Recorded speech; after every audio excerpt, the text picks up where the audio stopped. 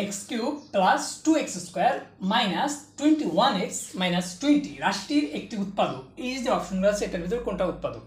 উৎপাদক হইতে হলে এই জায়গায় এই যে বহুপদীটা আছে এখানে এক্স এর এরকম একটা মান বসাইতে হবে যার জন্য এই বহুপদীর বা এই রাশিটির মান হচ্ছে 0 হবে।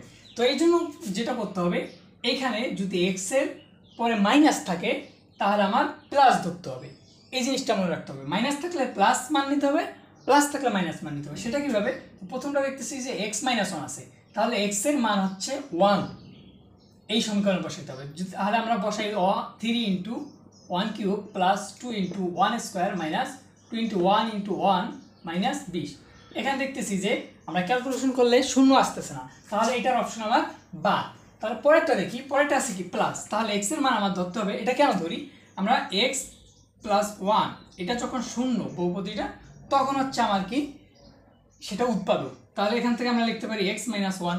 তাহলে এর জন্য আমরা এক্স এর মান যেটা থাকে তার বিপরীত চিহ্ন ধরি। তো এখানে একটু যদি বসাই তাহলে 3 minus 1 cube plus 2 into minus 1 whole square minus 21 into minus 1 minus 20।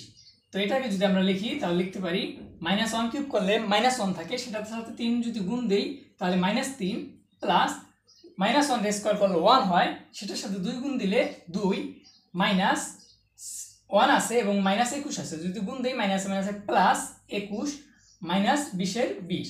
এখন আমরা ক্যালকুলেশন করলে দেখতেছি যে মাইনাসের আছে হচ্ছে আমার 20 আর হচ্ছে মাইনাস 3, তাহলে মাইনাসের আছে 23, প্লাসের আছে হচ্ছে মাইনাস 2 আর প্লাস 2 আর প্লাস 21, তাহলে 23 অর্থাৎ 0। অর্থাৎ অ্যান্সার আমার হচ্ছে খ।